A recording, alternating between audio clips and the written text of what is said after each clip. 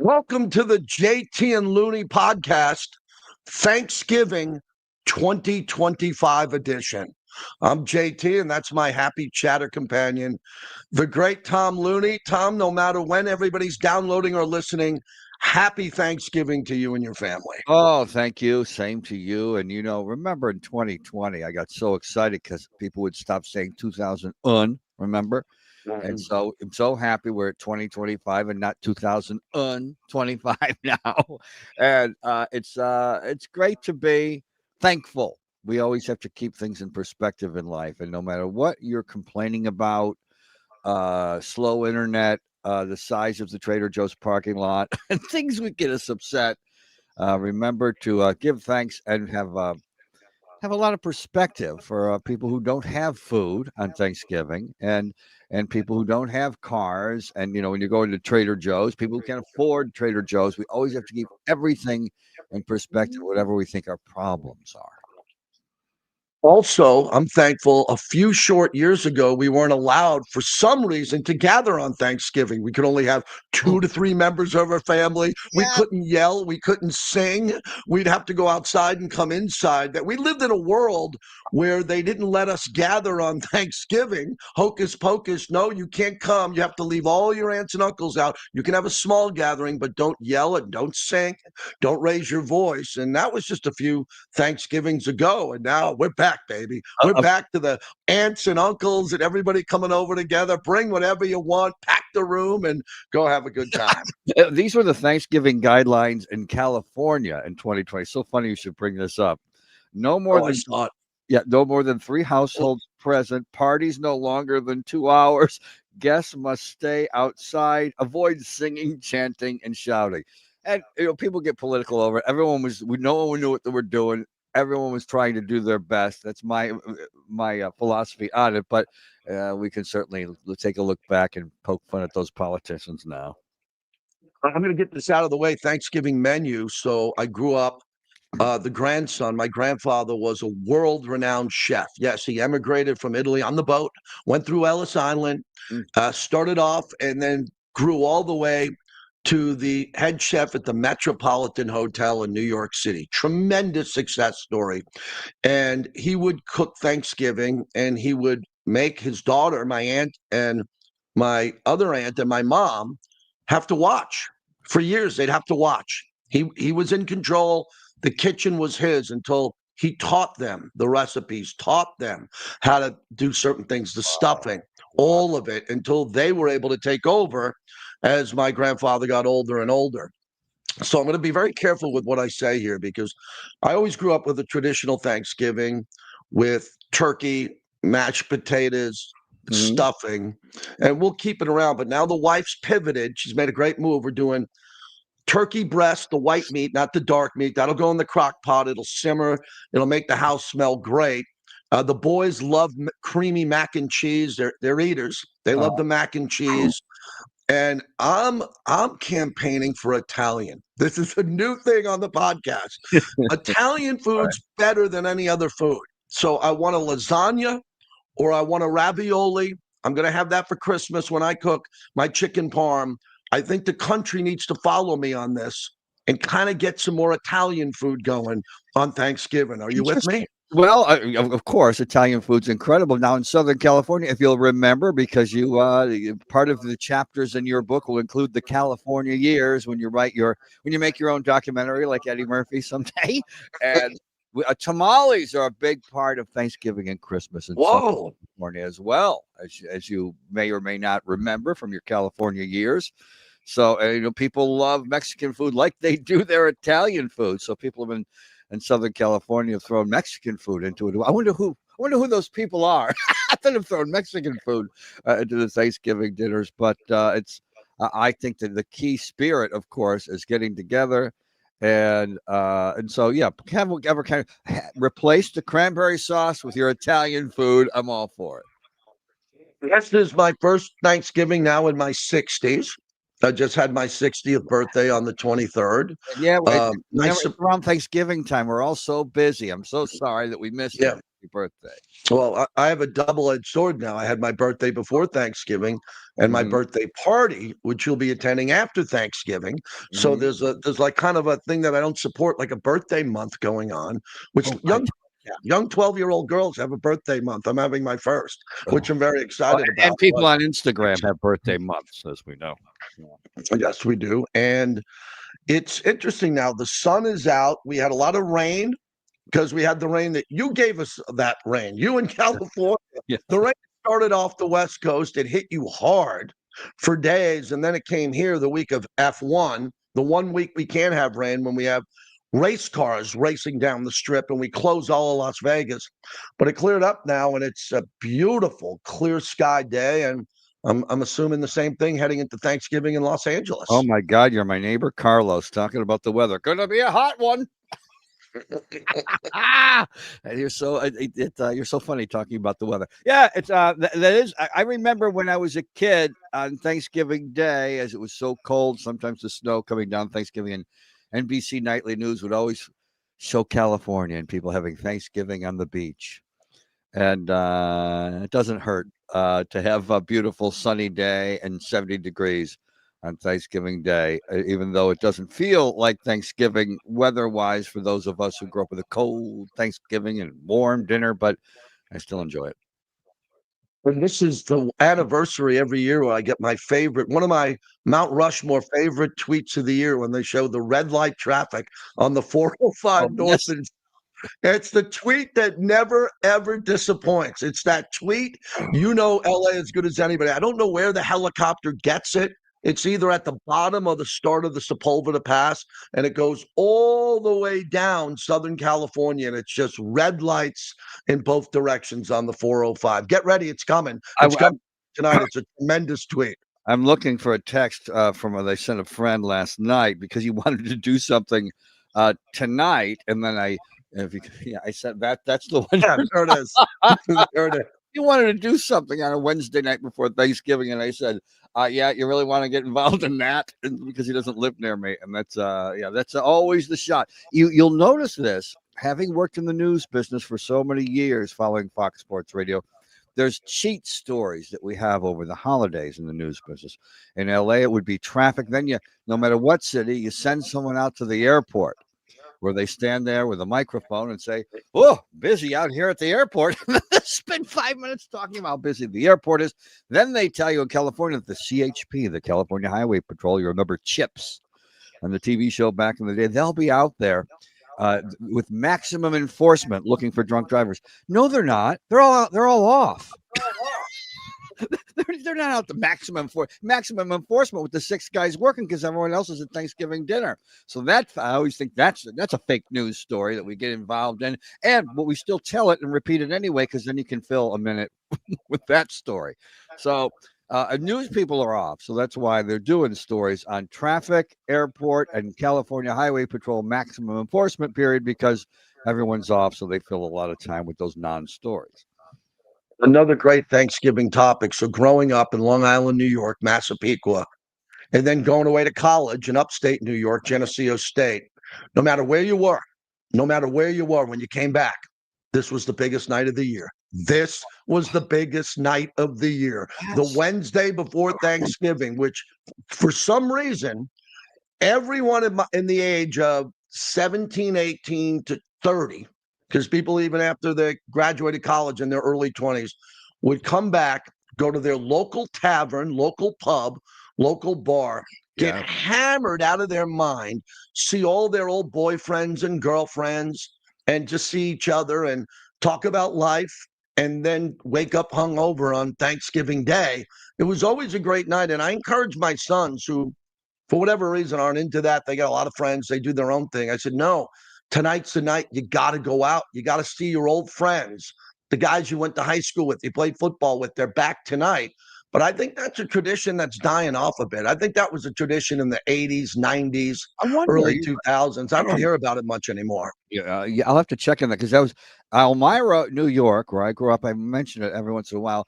Bar culture. I was talking about that yesterday with a friend. We grew up with a very socially conservative area, but very liberal on alcohol, marijuana, cocaine, and drinking in bars. There was this, and fascinating that the strip club was on Main Street next to McDonald's on North Main, and then on South Main we had a gambling hall with a roulette wheel. You could bet on football. Yeah, that sounds like Europe. It was in the United States of America, in Elmira, New York, and we had each even in high school, each class had its own bar. 10th grade, we had the Homestead. 11th grade, does this sound like fiction? I know. 11th grade, Jack's Grill. 12th grade, the Pub and Grub. And for our class, and it was a dying Rust Belt community, so those bars needed the business terribly. So they didn't ask anybody for ID, and it was 18 at the time in New York. And the police didn't enforce it because the young cops several years before were in those bars. And it was fascinating. It was like growing up in Europe, and bar culture was a big thing. And going out to those bars on the Wednesday before Thanksgiving for those who went to college and coming back was a big deal then. Yeah, I hope everybody has a great Thanksgiving. Be careful, use a ride share. Hopefully, walk to your local tavern and go have a good time. And we wish everyone who's been listening to us, watching us now that we've done the live stream, everybody have a really good holiday season as we jump in. So that's the Thanksgiving edition, and we'll start rolling now on a couple of topics. Week 13 of the NFL. We finally have 3 good games on Thanksgiving for decades. Yeah. Multiple decades. I said, pull the Detroit Lions off of Thanksgiving. It's not a tradition. It sucks. They always stink. Like there was one game that Barry Sanders played well. There was one game that, a quarterback that you don't remember played well.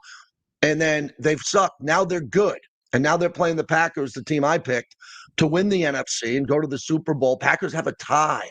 And Dallas have a tie this year, and I think it's going to haunt one of them in the race to the wild card. But Detroit, that's a hell of a game. Then we got Kansas City, Dallas. Wow, what a treat that is! As Kansas City's coming back from the dead, and I picked the Cowboys to beat Philly. I love the Cowboys to beat Kansas City in this game. And then the nightcap, Joe Burrow's racing back because he always wanted to play on Thanksgiving, and he's taking on Lamar Jackson and the hottest team maybe in football, one of them other than the Patriots, the Ravens. We got a great card, as we like to say, Tom, on Thanksgiving Day. Yeah, and I have always looked at the Ravens out of the corner of my eye because I love my running quarterback. I love Lamar Jackson in college with the 250 yards passing and the 250 yards running and 4 touchdowns on the ground and 4 touchdowns in the air. And I was hoping he could be somewhat like that in the NFL, and he is. Now, it's amazing. He's been number 1 all year with quarterback rating in the NFL. I didn't check this week, but so far this year, I did miss a few games.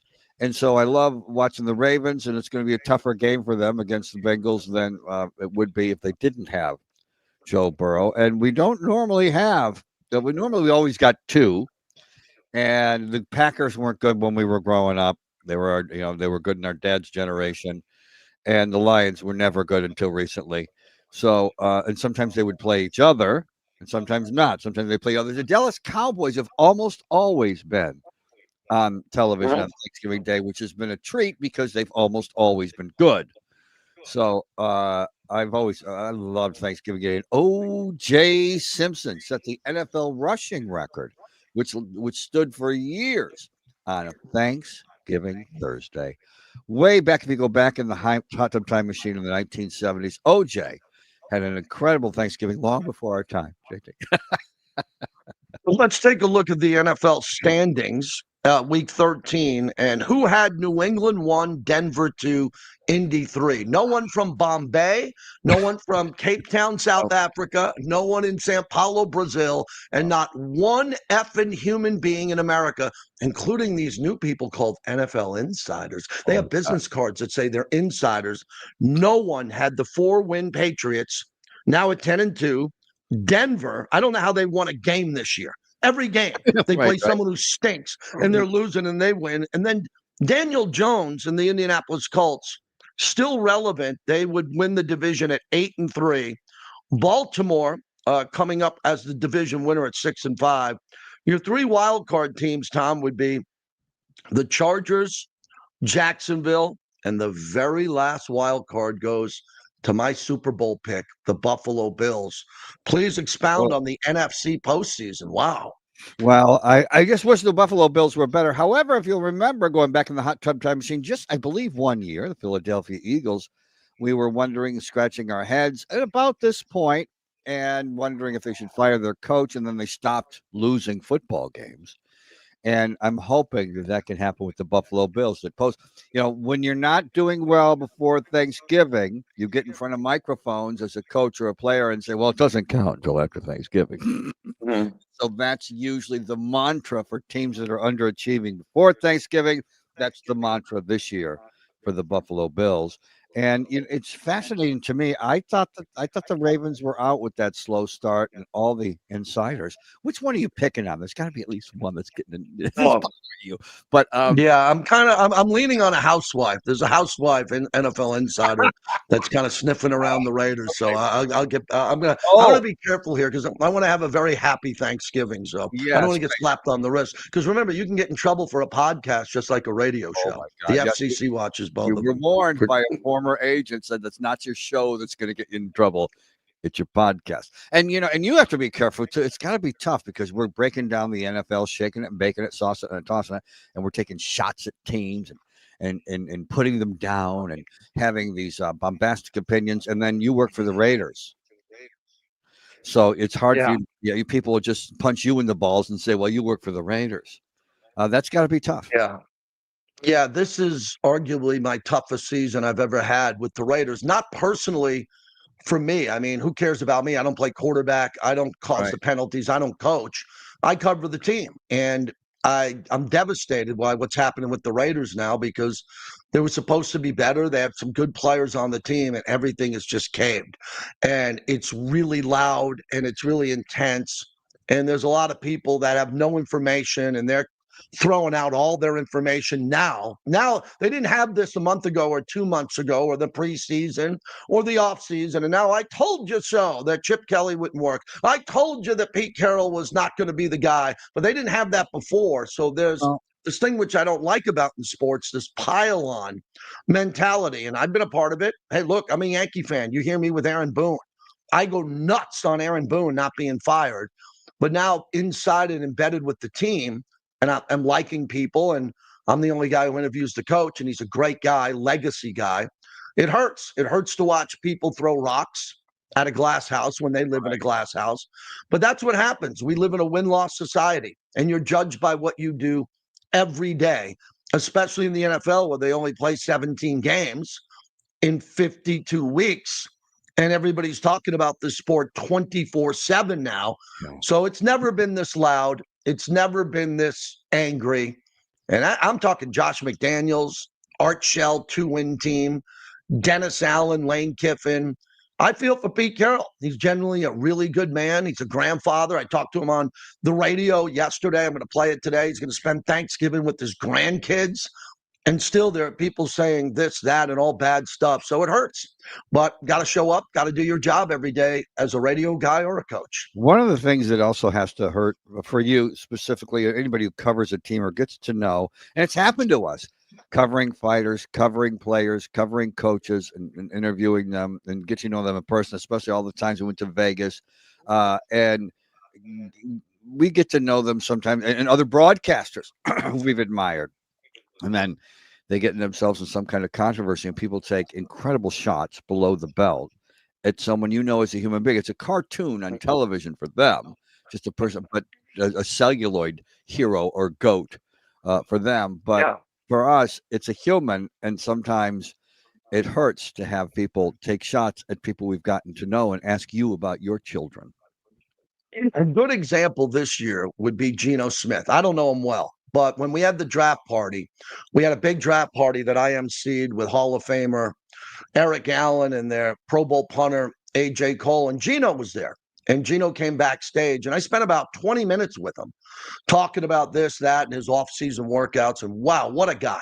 What a leader. Just a guy. If you were there in that small space with me listening to Gino Smith, Would have you'd loved it. just be amazed at how, yeah, everybody would have loved him. There's nothing not to like about him. So fast forward, he's having a bad season. He is. This is a guy who threw for 70% and 4,300 yards. He's done that. He's been to the Pro Bowl. You don't go to the Pro Bowl if you suck. And those who say, well, the Pro Bowl doesn't matter. No, 70% and 4,300 yards, putting that on the wall is pretty good. That's why he came to the Raiders. Gino Smith did not come to the Raiders because he was a third string quarterback. He came because he was the starter, a 10-win starter in Seattle. Now, you could debate Sam Darnold. I wanted Baker Mayfield a couple of years ago, but back to Gino as a person. So Gino wins his first game of the year against New England. New England's the only team that has 10 wins. Raiders are off to a pretty good start. Then this offensive line completely falls apart, completely falls apart. And it's the worst Raider offense that I've ever seen. And I mean that because in the 60s, 70s, 80s, 90s, and 2000s, where I was there, the Raiders were pretty good. They've had multiple decades of being good. So there's only like a 25-year period where you could say they really struggled mightily. And we're in that now. And then Gino said something. He said, blame me. Blame me if your car breaks down. Blame me if your kids couldn't get to school. And then the cap came off.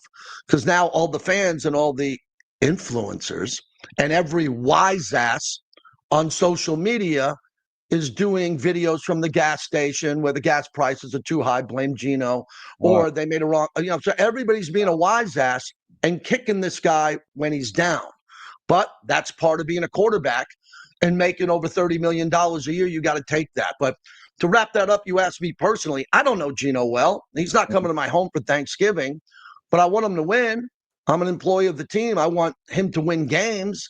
And now we're at another point where a good guy, a leader for most of his life and career, is now trying to put out forest fires from his own fans, let alone the fans of the opposing teams. And that's tough to watch. Yeah, it's got to be, especially when you have a personal connection like that and you've had such a good vibe. When you vibed with Gino and other people who have coached your team, and there's been a lot of them. And John Gruden was great to you, and it was tough for you to see him suffer a little bit of an embarrassment, a big embarrassment there on a national stage, and everything he had to go through. Because I know you've told the story before, but people who are watching and listening now about how when you came to the Raiders, he came to the Raiders about the same age, and he loved your style. And you guys got to know each other quite well. And that was, I know, really tough for you as well to go through that, because when he came back, it was so exciting. And then it all ended. I've been doing this 30 years. You've been doing it a while too. The biggest blessing of my sports life, just sports, not my real life, and sometimes I can't separate. I have a life outside of sports, is the relationships I've made with Jim Brown, Pete Rose, Fred Biletnikoff, Eric Allen, my partner. I mean, these are deep friendships that mean a lot to me. And I wouldn't have that if I wasn't a sports talk host and I didn't have a certain couple of jobs that gave me access. So you always want to see everybody do well, except your opponent, except your rival and your opponent. I'll give you a good example, Bo Nix. I don't dislike Bo Nix. I've never met him. I watched him play his last college game. I root for him to lose every game he plays in Denver. But I don't get on the radio making fun of his haircut or this or that. There's a level of professionalism that you're supposed to have as you root against your opponent. And now, because of the birth of social media and the growth of it, it's completely out of control. Someone explained it to me yesterday. We never took something that was meant to be so good. When social media launched, we're live on Facebook. It's one of our platforms now, and I'll talk about X. These were born to give us information and to share our lives, to connect us. You could be private and connect with your niece on her Holy Communion and send a private note, or you can connect with someone that you missed in high school and you haven't seen for 40 years and connect again. Oh my God. And you can cross boundaries. You can cross boundaries and become friends with someone at the gym or Whole Foods or whatever, like my friend Edgar from Whole Foods, shout out, where it normally you wouldn't have had that platform to do that. You can land in Portugal, open up your phone app and find a friend who's right there, and you can connect and go have, a sangria with them. You can have that moment. But what it's turned into now is it's turned into a device that breeds so much contempt and negativity that you still get your information. I get my information every morning off of X, more so than turning on the news, especially with sports. But the other thing is you have to navigate through the fog of all the personal attacks, everyone tearing each other down, Terrible. everybody saying the world's coming to an end, Right. everybody light threatening each other, not threatening each other because you get kicked off, but saying things, cryptic things.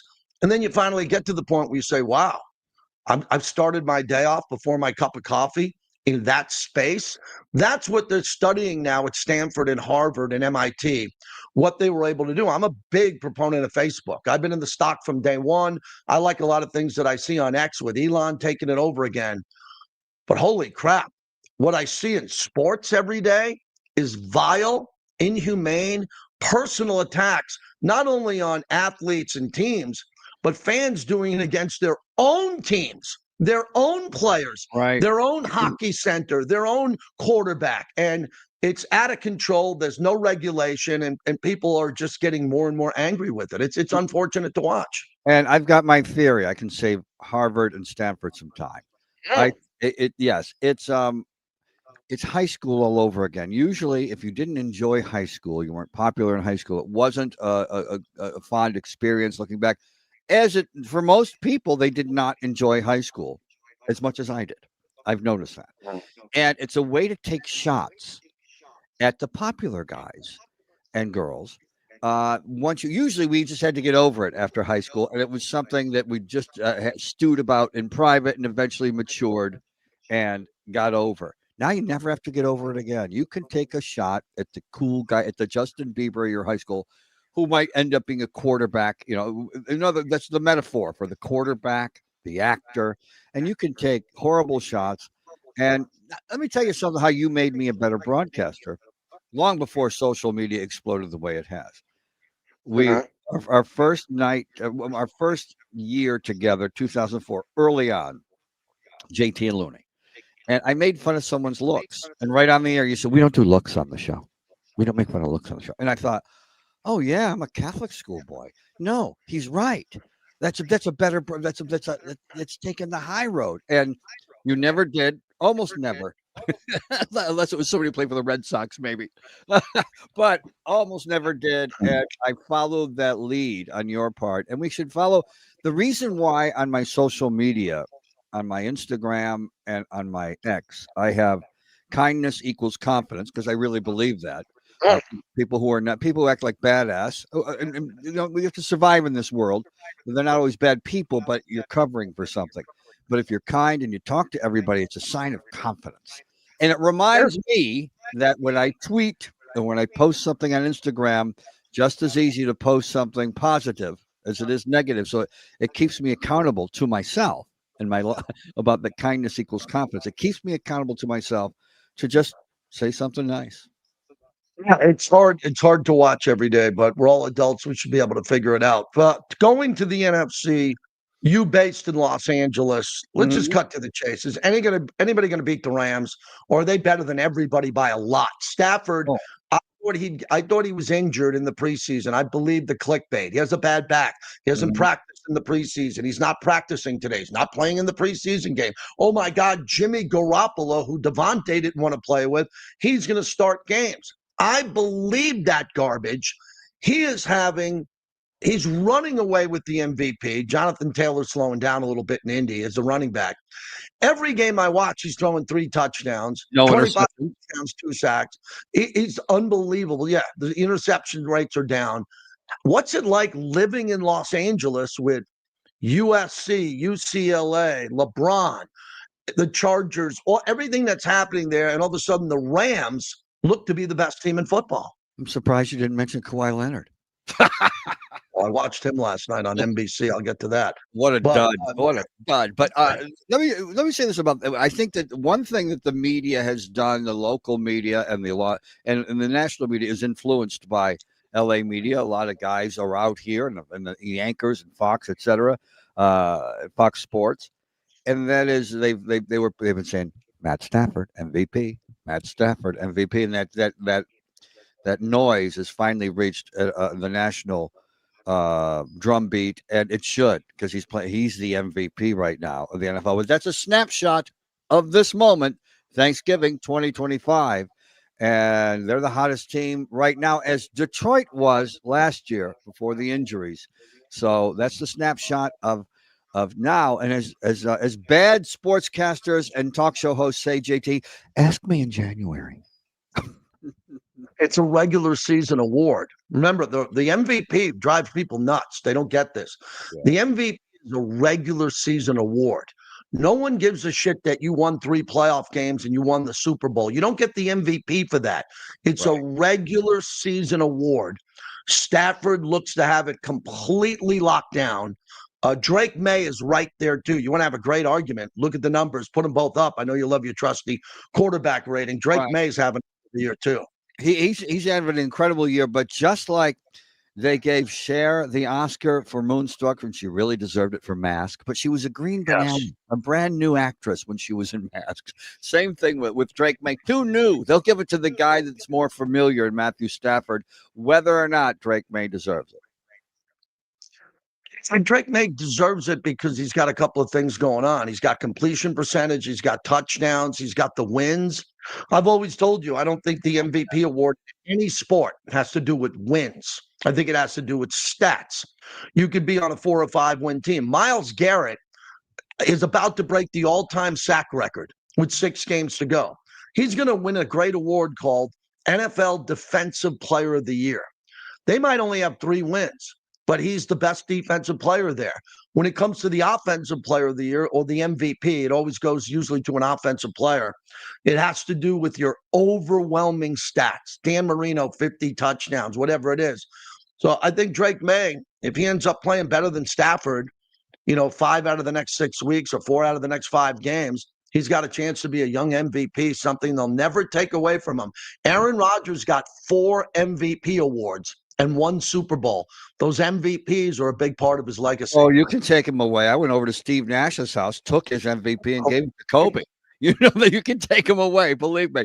But I would say this about Drake May: one of the things that really gives him a good chance is that Northeastern media bias, which we've kind of always have because of the cluster of sports writers and voters, et cetera, that live in the Northeast and might be falling asleep or had too many pops by the time the West Coast games come on the East Coast.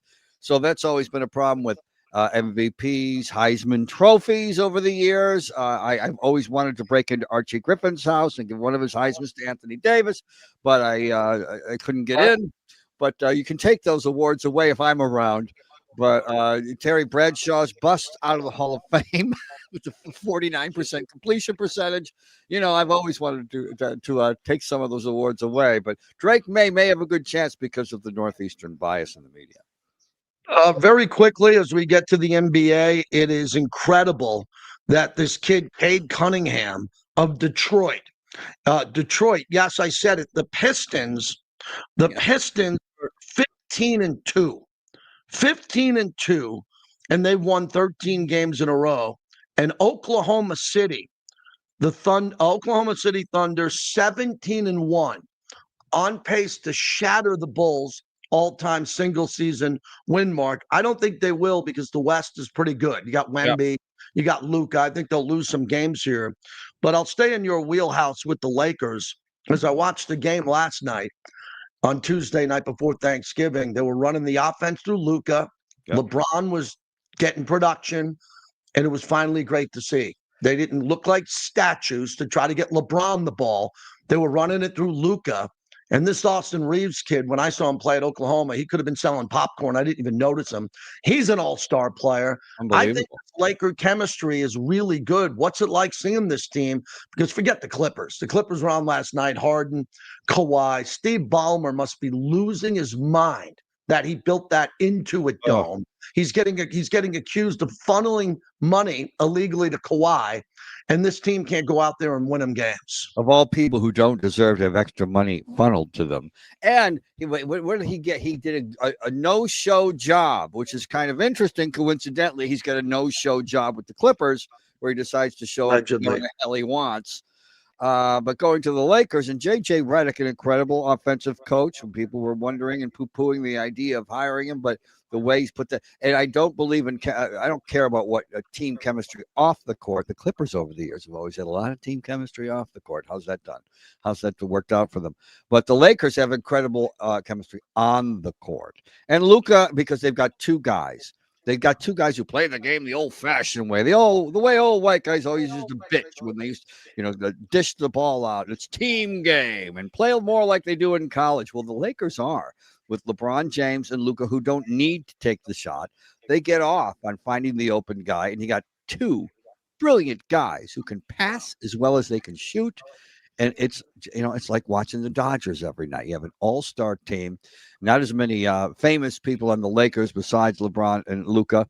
Austin Reeves is making a name for himself, but he wasn't a name, as you mentioned before. And I've been watching the Dodger game since early in the season. Normally, when I don't watch baseball in this season, because they've been putting an all-star team on the floor, and the Lakers have been doing the same thing, and they've been fun to watch. I'll try to do this in a minute, 90 seconds, no later. I just Okay. finished Ken Burns' American Revolution. Oh my God. General George Washington, who becomes our first president, who leads the Continental Army in some of the toughest battles, including battles he lost, the Battle of Brooklyn. He had to retreat. He had to save the army from getting wiped out early in the war. As other politicians like John Adams and Thomas Jefferson were convening in Philadelphia and going back to mansions to sleep at night, he was sleeping in tents with his soldiers for years, and bullets, musket balls were flying by his head. How the guy didn't die every day. What an incredible look back at history. A flawed time, slave ownership, Yep. a lot happening around the world, but man, oh man, the tactical mistakes by Cornwallis and the Redcoats and the Brits, and how they was Benedict Arnold. I didn't know that Benedict Arnold was one of the greatest generals in the history of the Continental Army. And then at the end, he bails and really goes to the other side. And the fact that they surrounded Cornwallis and Yorktown and got the Redcoats to surrender when they thought they were going to win the war and it's over. And then they had to build the government after that. Oh my God, it was unbelievable. Ken Burns, the American Revolution, took a while to knock it out in multiple nights and day parts there, but I highly recommend it. Now, do the Raiders know you're spending all this time watching television? God, Sirius hopefully not. XM know that you're You watching. you imagine Pete Carroll when I'm interviewing him next week. Hey, I heard you watched 19 hours of the American Revolution. How'd you prep for the Charger game? Yeah. Now, my thickest book is, I love politics, and I love the personalities of politics more than the vitriol. And I only go to the issues up to my knees. I don't care as much about issues. I love the personalities that run for president, become president. They're all black swans. I've read the biography of William Howard Taft, a great American, former governor of the Philippines, back in the day when Americans were governors of the Philippines. And George Washington, one of the reasons he survived, one of the great spies in American history. Do they cover that in the A American? little bit, yeah. He made some unique false letters that he wrote that knew would be captured by the Brits. Wow. That would kind of remember, people didn't get news for 5 weeks. When there was a battle, people in Philadelphia didn't get the news for 2 weeks. In London, the king didn't get information for a month. It wasn't like, hey, we're going to pick up the phone with the telegraph. We just lost this battle. They didn't know anything. So the information and the way it traveled was really unique. There's a big part of this about the Native Americans and how they were treated at the time, and the loyalists. A lot of people were scared to root for America in America because they thought America would lose. So they sided with the Brits and were called loyalists. And what happened to them after the war was just really hard to watch. But I highly recommend it because the big takeaway on all this, for anybody who has kids out there and who is worried about education, if you're worried about education, who's teaching your kids? Are they paying attention in school? Are they giving them homework? You don't have to go to school. Ken Burns, you can go into a studio and watch everything that Ken Burns produced on the Revolution, the wars, including the Civil War. Knock it out in a month, and you'll learn more than you ever learned in high school. It's brilliant television. Oh, you're singing my song. I've always said history isn't boring. Teachers are. Same with science. Yeah. So you could lock kids in rooms and have them watch Neil deGrasse Tyson's Instagram feed, or you could have them watch Ken Burns movies. Or if you look at the movies that are nominated year in and year out, and you've heard me say this 100 times, the Oscar nominations many times are historical epics. and movies like Lincoln, etc. And so, remember the movie about Lincoln with Daniel Day-Lewis that you love so much? Mm. And so, yeah, teachers sometimes are wanting the way. This has always annoyed me for so long. If you go back to 1895, bring someone back from 18 that died in 1895 and sit them in 2025. They won't recognize much. The phone, the car wash, but they will recognize a classroom.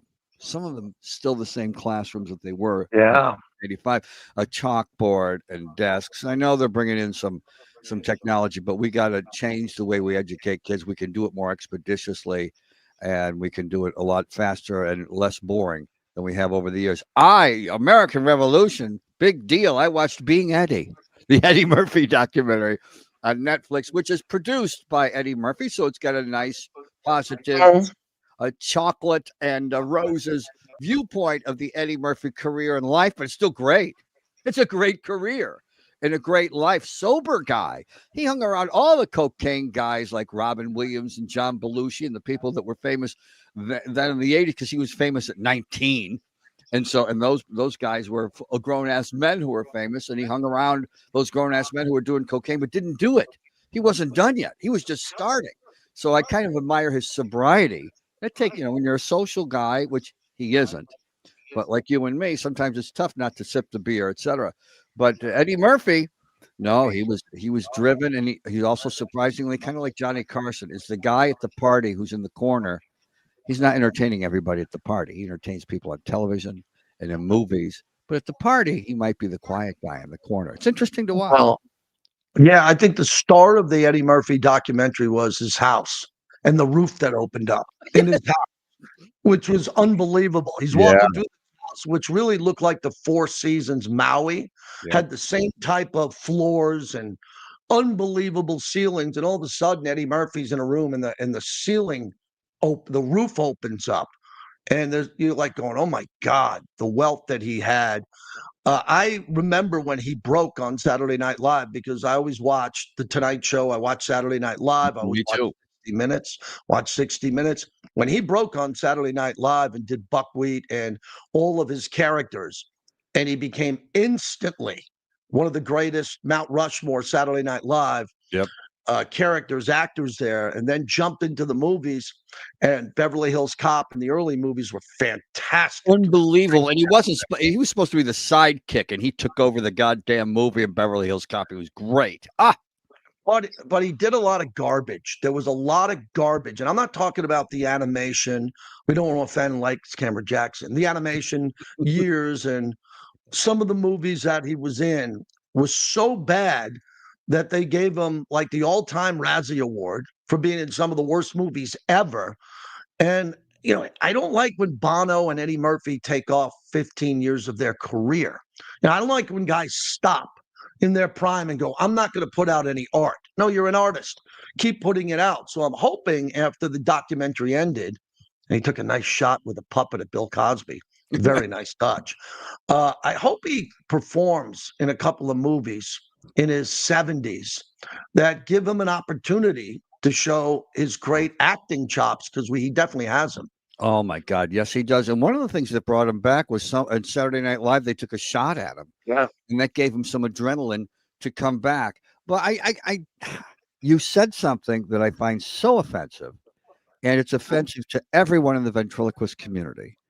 And that is I started out as a ventriloquist doing stand up at 9 years old. So did much like Eddie Murphy, and that those are ventriloquist dummies. They're not puppets. They're not dolls, and that's offensive to everyone in the ventriloquist community.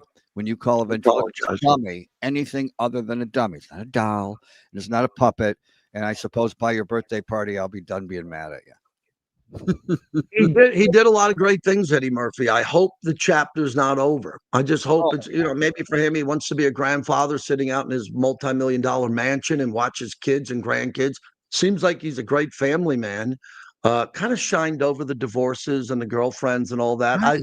It was a little taste when he got divorced and he went to the nightclub one night and all the girls are grabbing his ass in Vegas. And he's like, whoa, what's going on? Yeah, But love that. I know a lot of people, a lot of my friends, they would love that. They'd love to be out in a nightclub divorced in their 60s and having chicks all over them. Eddie Murphy didn't like any of that. He really shied away from that and stopped that. Well, clubs aren't as much fun when you don't drink. Yeah. Eddie Murphy's a pretty sober guy, and he did. He does have 10 kids. One is a trans kid, I believe, one of the older ones. And a friend of mine was bitching about they didn't focus on that, but they didn't focus on any of the kids. And they weren't asking to be famous, so they focused on Eddie. It's about Eddie, and so I think he has 10 kids, and which is very 1960s, right? To have 10 Yeah. kids, but it was every documentary comes from a point of view. Eddie's come from Eddie's point of view, and that's the knock on it. The people always knock what's left out, but I liked what was in it. It was worth watching. And I would say the same thing about Alex versus A-Rod, the A-Rod documentary, 3 parts, HBO Max. Phenomenal. What a great baseball player. We forget steroids, no doubt admitted it, got caught. But at the end, and there was really no J-Lo in it, a lot of the girl stuff, not because his ex-wife was in a lot of it, so they couldn't throw all that in. But he admitted in the final episode that he had to go to therapy for being a narcissist. And he was that big of a narcissist that he had to go to deep therapy. And Deepak Chopra made the movie. And they talked about how he got through this stage in his life. So for anybody who knows anybody going through personal transgressions, to see where A-Rod is and how he came out of this, and it was kind of produced by him too, and it really felt like he had control of it. But there was some really good sports nuggets in it, and a lot to talk about for a guy now who seems to find his rhythm as a entrepreneur, a billionaire, owner of the Minnesota Timberwolves.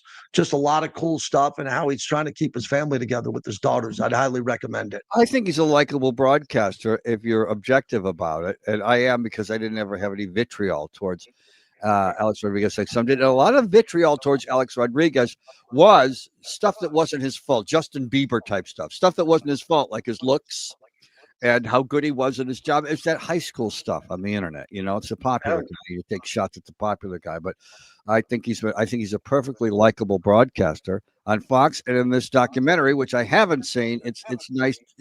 It's great. You're not a narcissist if you're exposing your warts in a documentary. So that's good to see too. And one more recommendation: Pluribus on Apple TV. And I normally don't like anything kind of apocalyptic or whatever, but aliens take over the world, and there's only 13 people that don't end up being happy and perfect. And the number one rabble rouser among the unhappy and imperfect people left on the earth, the 13, is the woman who played a Better Call Saul's girlfriend, and I don't know her name, and I should.